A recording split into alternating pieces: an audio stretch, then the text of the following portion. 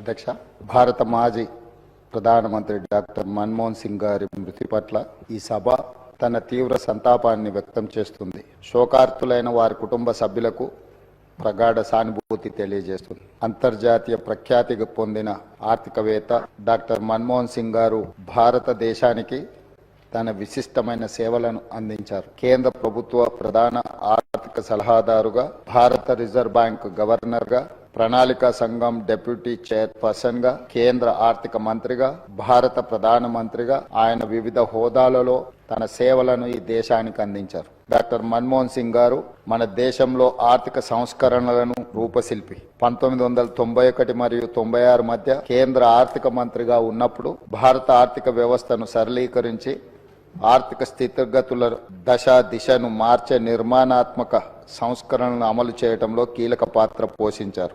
ప్రపంచీకరణ, సరళీకరణ, ప్రైవేటీకరణ విధానాలతో అంతర్జాతీయ స్థాయిలో భారత ఆర్థిక వ్యవస్థను సుస్థిరంగా నిలబడేలా చేయగలిగారు.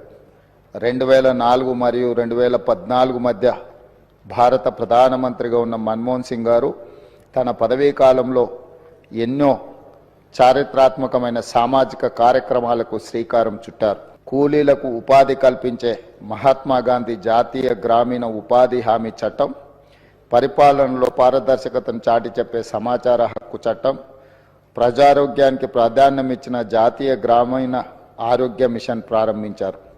అందరికీ ఆధార్ కార్డు లాంటి సామాజిక విప్లవాత్మక కార్యక్రమాలను ఆయన హయాంలోనే మొదలయ్యాయి. 4 కోట్ల తెలంగాణ రాష్ట్ర ప్రజలు డాక్టర్ మన్మోహన్ సింగ్ గారికి ఎంతో రుణపడి ఉన్నారు. ఆయన ప్రధానమంత్రిగా ఉన్నప్పుడే తెలంగాణ రాష్ట్ర ఏర్పాటుకు మార్గం సుగమమైంది.